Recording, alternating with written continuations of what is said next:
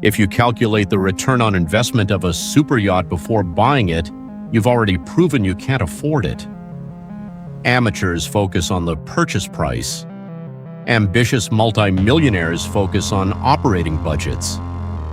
But true billionaires focus on something far more dangerous: opportunity cost. There is one specific mathematical formula that ruins first-time mega yacht buyers every single year.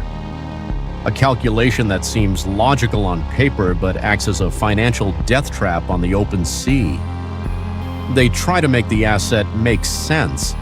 They try to balance the ledger, and in doing so, they miss the entire point of what true wealth is actually purchasing.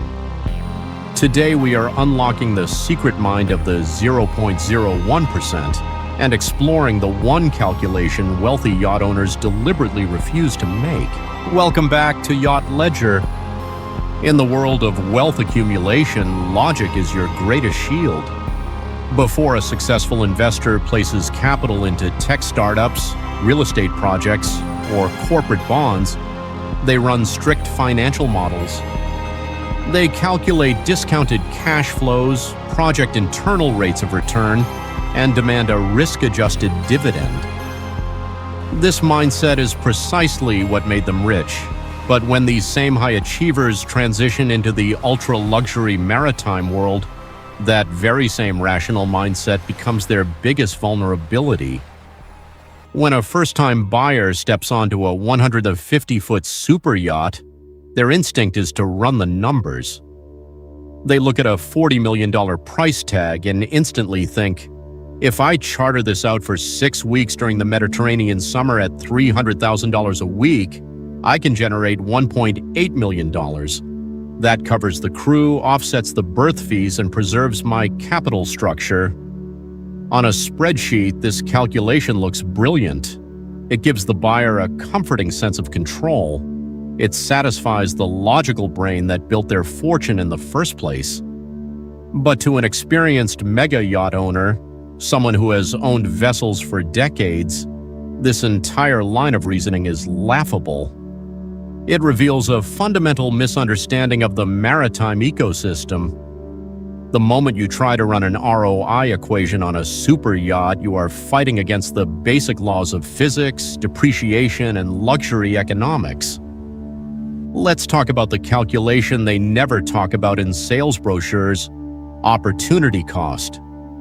When you purchase a $50 million yacht, you aren't just giving away $50 million in liquidity.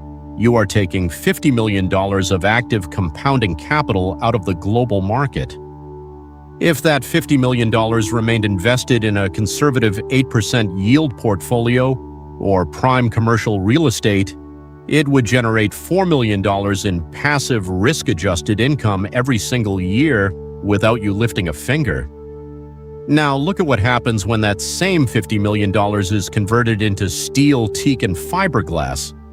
Instead of generating $4 million plus, the asset depreciates by roughly 10% in its early years, swallowing $5 million in equity. Add the mandatory 10% operational maintenance fee, another $5 million, and the real mathematical delta of owning that yacht isn't just its purchase price. The true financial cost of owning a $50 million yacht is roughly $14 million per year in total economic impact when you factor in lost compounding interest. This is the calculation that makes mid-tier millionaires panic. This is the math that causes inexperienced owners to cut corners on crew salaries, delay critical shipyard refits, or obsessively question fuel consumption during a voyage. And the moment an owner starts stressing over fuel burn or berth fees in Ibiza, the luxury completely evaporates. The vessel ceases to be a haven. It becomes an expensive source of friction. So how do the world's most seasoned yacht owners deal with this brutal mathematical reality? They make a conscious psychological decision. They refuse to make the calculation. To comfortably own a super yacht without it destroying your peace of mind, you must adopt the concept of unconditional consumption. True wealth understands that a yacht is not an asset class. It is a financial black hole that you willingly step into. The wealthiest individuals write off the capital expenditure the exact millisecond the bank transfer settles. In their accounting ledgers, that $50 million or $100 million is marked down to zero. Why? Because they understand what they are actually buying. They aren't buying a financial return, they are buying an absolute escape from the friction of modern life. They are purchasing the ability to disappear off the radar with their closest inner circle. They are buying complete control over their physical environment, their security, and their time. They are paying for the privilege of waking up in a private bay in Amalfi without having to deal with public resorts, paparazzi, or commercial travel logistics.